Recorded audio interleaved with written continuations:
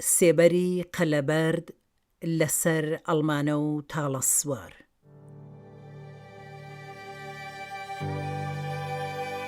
بیرەوەریەکانی مەلەکە مستەفا سوڵتانی. مۆسیقا پێدرام شەهلایی. تۆمار و خوێندنەوە شەهین شەهلایی. ئاڵلقەی 12. من بە جێگەی فوئاد. لەلای قەبرەکەی ئەمین و حوسێندا قەبری کاک فوئاد ئامادەکرا. کاتێک حازر بوو دایکم خۆی خستە ناوی و هاواری کرد. ئەو بەرد و خاکەی داتان ناوە لە باتی فوئاد بیکەن بەسەری مندا. توخوا لە جێی فوئاد من بخەنە ئەو قەبرەوە. فوئاد جوانە، ئەوەڵ تەمەنیە، ڕفیقەکانی چاوەڕێی ئەون. تازە لە زیندان هاتووەتەوە و ماندۆیی دەرنەچووە، کاری زۆرە. کێ دڵی دێ ئەو ڕۆڵە شیرینەی من بنێتە قەبرەوە؟ خەڵکەکە بە زۆر دایکمیان دەرهێنا. بەدوای ئەودا ڕەزا خۆی خستە ناو قەبرەکە و ئەمجار ئەویش هەموو ئەو شتانەی دووپات کردەوە. مەراسمی ناشتنی کاک فوئاد لە خەم و پەژارەیەکی ئێجگار سەنگیندا بە ئەنجام گەیشت. دایکم بەو هەموو غەمە قورسەوە ورەی بەرنەدا و هەروە قایم ڕاوەستا. جامانەکەی کاک فوئادی وەک ڕەمزی پێشمەرگایەتی بەدار قەزوانێکەوە لەسەر قەبرەکە هەڵواسی. هەرەو ڕۆژە کاتێک گەیشتینە ماڵەوە کە دیتی من زۆر حاڵم خراپە، بەو وەزعەی خۆیەوە هات، سەرمی بە سینگیەوە ناو لە باوەشمی گرت و دڵخۆشی دامەوە و کوتی: تۆ هاوبیر و بڕوای براکانت بووی، زۆر هەوڵت دا و زەحمەتت کێشە، تۆ هەرگیز بێدڵی ڕۆڵە ئازیزەکانمت نەکرد. نەهار حازر کرابوو، سفرە ڕاخرا. کەس ڕووی لە سفرە و نان نەکرد. بەڕاستی کەس هێز و توانای ئەوەی نەبوو کە دوای دیتنی ئەو دیمەنە غەمبارەی سەر قەبران ڕوو لە نان و سفرە بکە. بەڵام دایکم لە حاڵێکدا کە ژێرکراسەکەی کاک فوئادی لە ناو سینگی نابوو، یەکێک لە پۆتینەکانیشی لە داوێنی کراسەکەیدا بوو، چووە سەر سفرەکە و کوتی: دەبێ هەمووتان لەگەڵ من نان بخۆن. چۆن دەبێ نان نەخۆن؟ هەمووتان ماندوو هیلاکن، با تواناتان هەبێ و یارمەتی هەڵگرتنی ئەو غەمە قورسانم بدەن. دەستی بە خواردن کرد و کوتی: ئێوەش فەرموون. هەمووان سەریان لەو کردەوەی دایکم سوورما بوو. ئەو ڕەفتاری دایکم تەسکینی پێدان و ئومیدواری کردن. هەمووان لە توانایی و دڵگەورەی ئەو دایکە حەپەسا بوون. ئەو بوو کە دڵنەوایی خەڵکەکەی دەکرد. وەک پێشتر باسکرا، براکانم لە وەختی سەرخۆشیەکاندا نەیان دەتوانی لە ماڵێ بمێننەوە. ئەمجد پێشمەرگە بوو. ئەوانی تریش لەبەر هێرشی جاش و پاستار بە ڕۆژ لە ماڵ دەبوون و شەوانیش مەجبور بوون ئاوایی بەجێ بێڵن. ڕاست لە ڕۆژانێک کە سەرخۆشیمان هەبوو، چەند جار گاڕانێک هێرشیان هێنا بۆ دەستگیرکردنیان. ئەو ڕۆژە سەخت و دژوارانەمان بە پاڵپشتی و هاودەردی زۆرێک لە خزمان، هاوڕێیان، دۆست و ئاشنا و تەنانەت خەڵکانێک کە نەشمان دەناسین بردەسەر. لە هاوڕێیانی کاک فوئاد دکتۆر سەعیدی یەزدیان، تەیب عەباسی، ئیرەجی فەرزاد، حەمیدی فەرشچی، ئەدیبی وەتەندروست و عەبەی هوشیاریان هاتنە ئەڵمانە و هاودەردیان لەگەڵ کردین. چەند کەس لە هاوڕێیانی کۆمەڵە و برایەکی گیانبەخت کردووی بێهروزی سولەیمانی کێلی سەرقەبرەکانیان دروست کرد. کێلەکان بە بەردی مەڕمەڕ دروست کرابوون و هەر بەو بۆنەوە جێگای نووسینیان زۆر بوو. شێعری سەرکێلی گۆڕی کاک فوئاد. پەژارەت شادیم جبێخ ئاوەردەن، دوورید ڕیشەی دڵ خەیمەکەن کەردەن. فراقت فەرقم وە تووتیا کرد، جیاییت ئازام جەهەم جیا کرد. وەسواس دووەی تەور ئێشتان وەجەرگم، وەمەرگت قەسەم ڕازیم وەمەرگم. وێت بەدەر ئینساف نەونەمامی نۆ، مەردەن خاستەرەن یاخۆ دووری تۆ. مەردەن یەکساتەن ئەرواحەکەی وێم، دووریت هەر ساتێ سەد مەرگن پەرێم. مەرجەستەی خەستەی منجە فۆلادەن، یەن دووری دوێنۆ هێمان دڵشادەن. دەک ڕەحمەتە و قەبر گشت وەفاداران، خصووسەن ئەو کەس شای وەفاداران. شیعری سەرکێلی گۆڕی کاک حوسێن. گوڵی سەرتۆپی کاروانی یاران، قوربانی گەلی کوردی قارەمان. شەهید بووی لە ڕێی دەروون پەرێشان، خۆت کرد بە چرای ڕێی زەحمەت کێشان. جەخارم ناچێ بۆ کاکە حوسێن، ڕەفیقان سادەی شیوەنی بۆ بکەین. هەو نیشتمانان تێکۆ شەرەکان، زەحمەت کێشی کورد گەلانی ئێران. بڵێن بە دوژمن دنیا بە دەورە، بلەرزە ببیە ئەم سوێندە گەورە. سوێندم بە خوێنی حوسێنی کوژراو، بە ڕەنج و بە کار بە چینی چەوساو. ناهێڵین زۆردار سەری هەڵبێنێ، کۆرپەی شۆڕشمان لە کۆش بەرفێنێ. بەبێ پشوودان خەباتی بۆ بکەین، درود بۆ یادی شەهید کاکە حوسێن. شیعری سەرکێلی گۆڕی کاک ئەمین. وەک مونجی دەریا شەپۆلی حەشام، دوو برا دراون لە داری ئیعدام. دڵی مەخلووق پڕ لێوان لە تاسە، چاوپڕ لە فرمێسک سینگ پڕ هەناسە. جەلاد بانگەکا چاویان ببەستن، یەک دەگوڕێنێ چاوی من. بۆچگۆیە دەترسم لە گولەی دوژمن، ئەو دەڵێ من با چاوم ببەستن. کاکی دەناڵێ لاڵاییم لاڵکەن براڕۆ، ئابڕوچوونە مەرگ ئەترسێنێت. دەڵێ براکەت لە دەورت گەڕێ، بە منەوە دیوتە چوونە سەنگەرێ. ئەزانی مەرگیش من نابەزێنێ، بەڵام کوێراییم دایێ براڕۆ جوانە مەرگی تۆ. گرمەی موسەسەل بێدەنگی کردن، هاواری گەر و ڕژایە خوێنیان.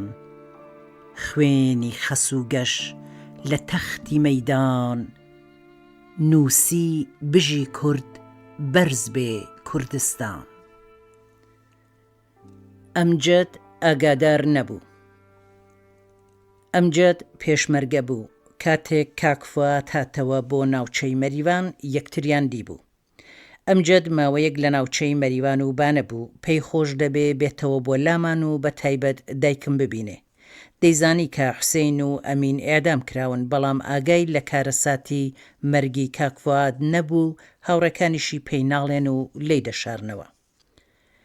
2 هەفتە دوای کارەساتەکە، ڕۆژێک کە میوانیشمان زۆر دەبێ، کوتیان ئەمجد هاتەوە. پێشەوەی بێتەوە ماڵێ چ بووە قەبران. پرسیاری کردبوو ئەو قەبرەی تەنیشت براکانم هی کێیە؟ پێی دەڵێن خەڵکی ئەڵمانەیە و خۆی پێی خۆش بووە لەوێ بینێژن. ئەمجد کە هاتەوە ئەڵمانە چیمەنی ڕستەمی لەگەڵ بوو. چیمەن بە نیگەرانیەوە دێتە ماڵێ و دەڵێ ئەمجد بۆ کاک فواد هیچی نەزانیوە چی بکەین. هەموو پەشۆکان دایکم خێرا وێنەکانی کۆ کردەوە و هەموو تێگڕا تا بەر دەرگا بەرەو پیری ئەمجد چوین و لە باوەشمان گرت و پێکەوە بۆ براکان ئەمین و حوسێین گریان. پاشتاوێک دایکم بە ئارامی خەبەری کاک فوادی لە ئەمجد پرسی. ئەویش کوتی من نەمدیوە بەڵام بیستم کە لە مەریوانەوە چووەتە بانە و لەوێشەوە گۆیا چووە بۆ سەردەشت. هەرەو کاتە دایکم یەکێک لە وێنەکانی دەرهێنا و کوتی مەگرە لەدڵ گەردی جوانی بۆ کەس نەهاتووە ئاو زیندگانی مبارەکی بێ بەرگی سپین و دەورانی دنیا بەم پاسە مەبۆ بە قوربانت بم ئەڵماسی ناو خاک مبارەکت بێ منزڵ تەنیا و تاک ئەی خوا بیهێنی دەورانێ لە نۆ من شاد ببمەوە فواد ڕۆڵە گیان بە ڕەفیقان تۆ. دایکم بەم شێوەیە توانی خەبەرەکە بە ئەمجد بگەیەنێ. ئەو هەواڵە سامناکە زەربەیەکی وەها قورس بوو. ئەمجدی بە چەشنێک شڵەژاند کە بە چەند کەس ڕاگیر نەدەکرا. حاڵی زۆر خراپ بوو. دیسان چوینەوە سەر قەبران. دایکم دەرد و ئێشی خۆی لەبەر ئەمجد لەبیر چووەوە. بۆ هەمومان ڕۆژانێکی زۆر سەخت و تاقەت پڕووکێن بوون، بەڵام بۆ دایکم زۆر زیاتر. پێم خۆشە بتوانم قوڵبوون و قورسایی غەمەکانمان دوای لەدەستدانی برا خۆشەویستەکانم بە چەشنێک بخەمە سەر کاغەز، بەڵام کام زمان و کام قەڵەم دەتوانێت قورسی ئەو هەستە وەسف بکا و بیپێوێت. دایکم هەموو جارێ دەیکوت فواد ئەوەندە هەمەلایەنە بلیمەت بوو کە کەسایەتی منداڵەکانی دیکەمی داپۆشی بوو.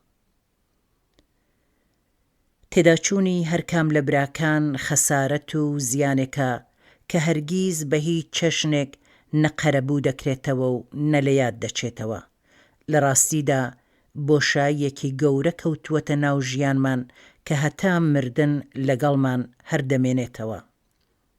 لەو نێوەدا بەڵام مەرگی ناوادە و کتوپەڕی کاک فواد سایەی خستووەتە سەر هەموو کۆستەکانی تر.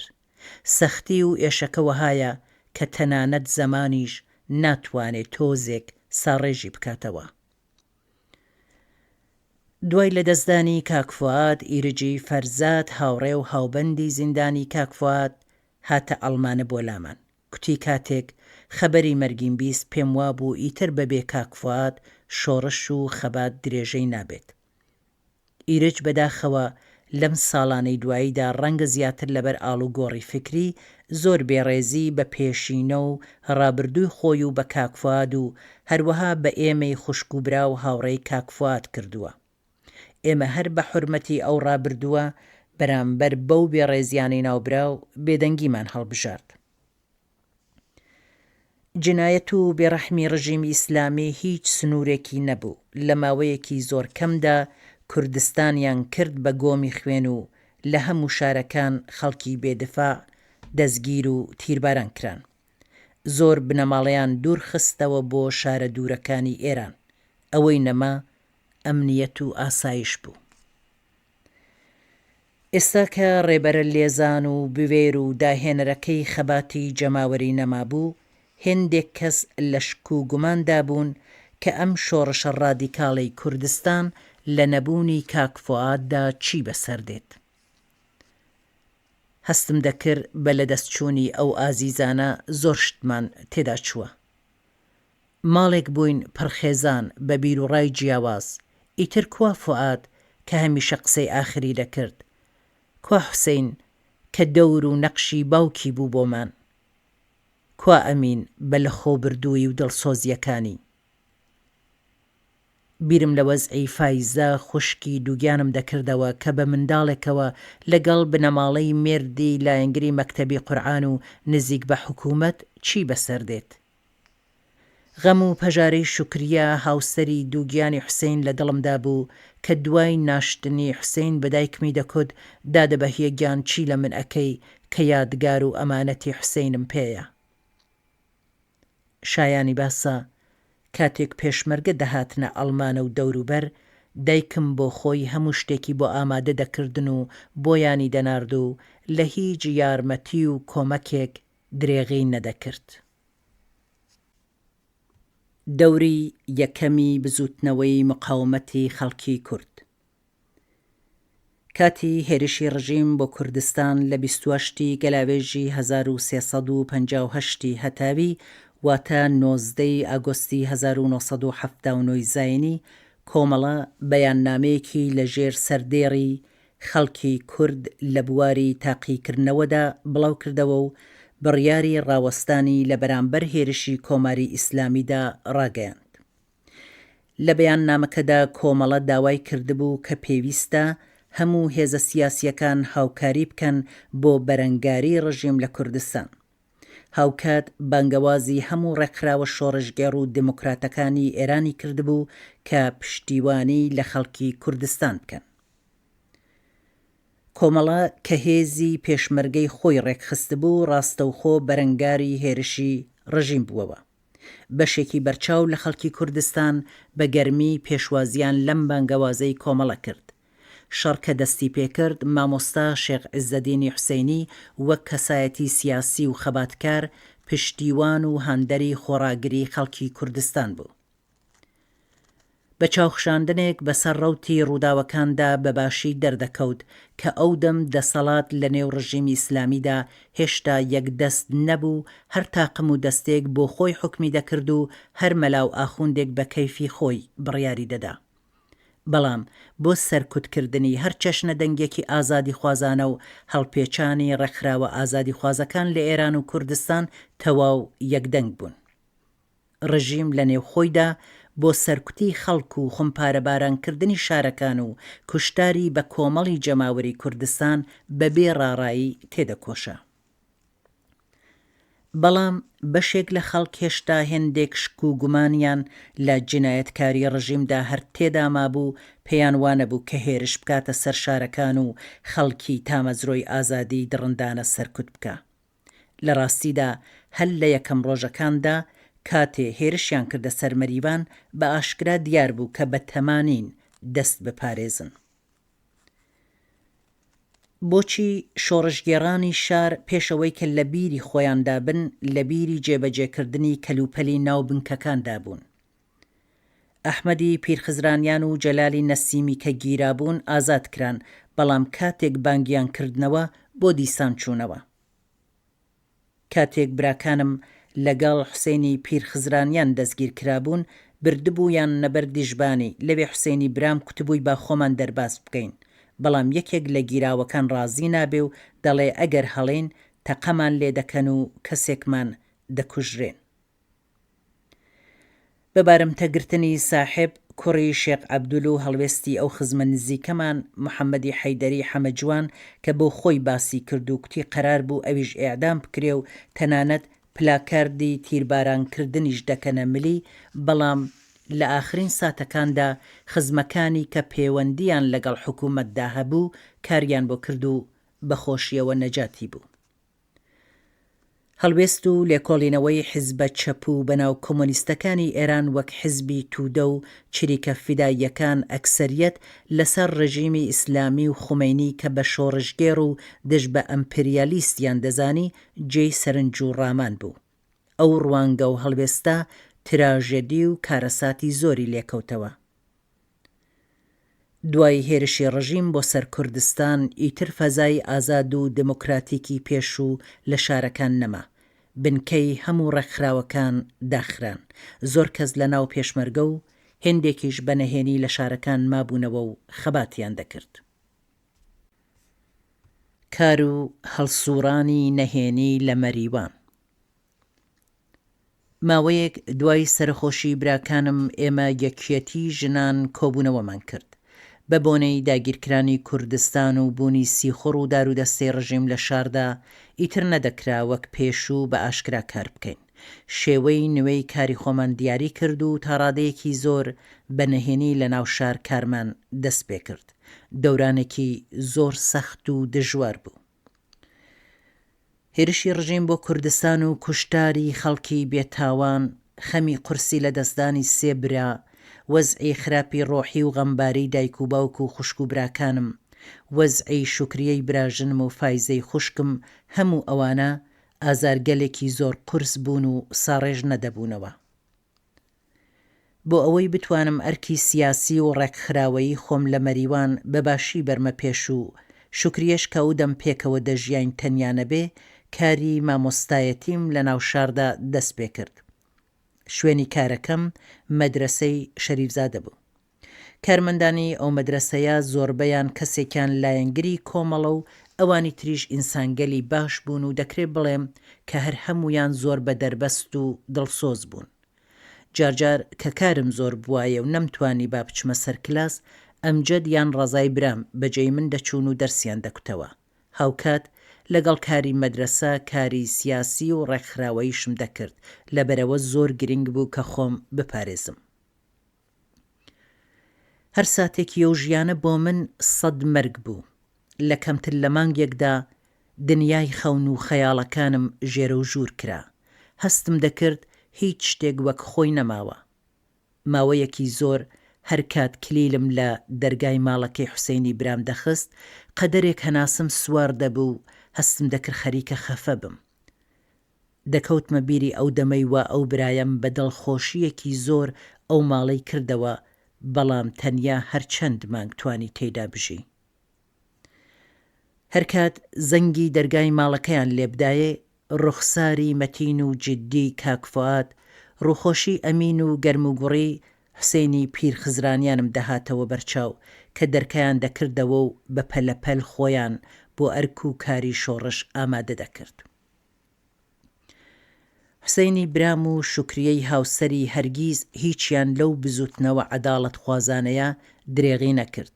ماڵەکەیان بۆ هاوڕێیانی وەک بنکەوا بوو. دیدارەکان و زۆر کۆبوونەوەی گرنگ و چارەسازی ئەو سەردەمە لە ماڵی ئەوان گیران.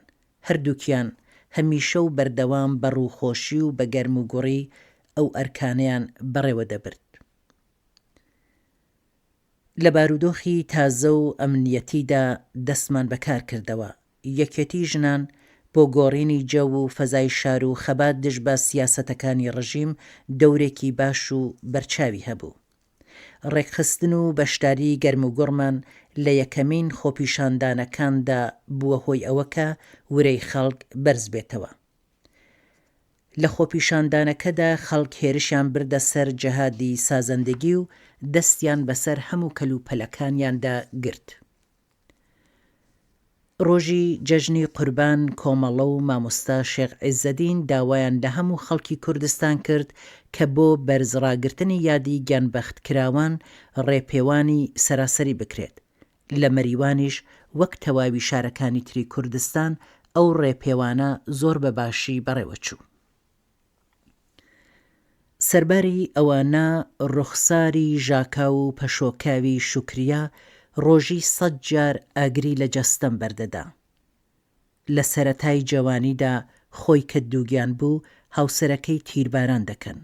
هەموو کاتێک لە خۆمم دەپرسی بڵێ ئێستا بیر لە چی بکاتەوە، لە داهاتووی خۆی کە نادیارە یان لە داهاتووی منداڵەکەی. بۆ کۆبوونەوەیەک لە سنە بووم، تەلێفۆنیان کرد خێرا بگەڕێمەوە بۆ مەریوان. کوتیان شوکریە منداڵی بووە. ڕۆژی دووهەمی بەفرامباری ساڵی 1358 تاوی واتە 23/12/1979 زاینی فرمێسک کچی حوسێنی برام و 2 ڕۆژیش دواتر ئەختەر کچی دووهەمی فایزەی خوشکم لەدایک بوون. لەدایکبوونی فرمێس کە باوکی تازە تیرباران کرابوو جێگای زۆر دیار بوو، ڕۆژە سەختەکانی کاتی ئیعدامەکانی دەخستەوە بیرمان. یەکێتی ژنان کارەکانی ئاوا دابش کردبوو کە هەر 4-5 کەس گروپێک بن و بە نەهێنی کاری سیاسی و تەشکیلاتی لە ناو ژناندا بکەن. تەلعەتی خالیدی، ناهیدی محەممەدی و من بەرپرس و بەڕێوبەری هەموو کارەکان بووین. کارەکانمان بریتی بوون لەمانە: پەیوەندی و هاتوچۆی نێوان هێزی پێشمەرگەی کۆمەڵە و تەشکیلاتی نەهێنی شار، چاپ و بڵاوکردنەوەی بەیاننامە و ئاگاداریەکانی کۆمەڵە، دەلیلەی ڕۆستەمی بۆ تایپ و چاپکردنیان دەور و نەخشی سەرەکی هەبوو، دابینکردنی زۆرێک لە پێداویستیەکانی پێشمەرگە و کۆکردنەوەی یارمەتی ماڵی. ئەو سەردەما لەبەر ئەو هەموو کارەساتە دڵتەزێنەی وا بەسەر بنەماڵی ئێمەدا هاتبوو، ماڵمان هەمیشە جمەی دەهات لە میوان. خەڵکێکی زۆر بۆ هاوغەمی و هاودەردی دەهاتن. ڕۆژێک لە ئەڵمانەوە بۆ کۆبوونەوە دەچوومە مەریوان. ماڵی خۆمان پێویستی بە هێندێک کەلوپەل بوو کە قەرار بوو من لە شارەوە بیان نێرمەوە. لە کۆبوونەوەکەدا یەکێک لە هاوڕێیان ڕخنەی گرت کە بۆچی کاتی خۆت بۆ شت کڕین تەرخان کردووە. پێیوا بوو من کە خەریکی کاری سیاسیم نابێ وەختی خۆم بۆ ئەم جۆرە کارانە و ئەرکی بنەماڵەی دابنێم.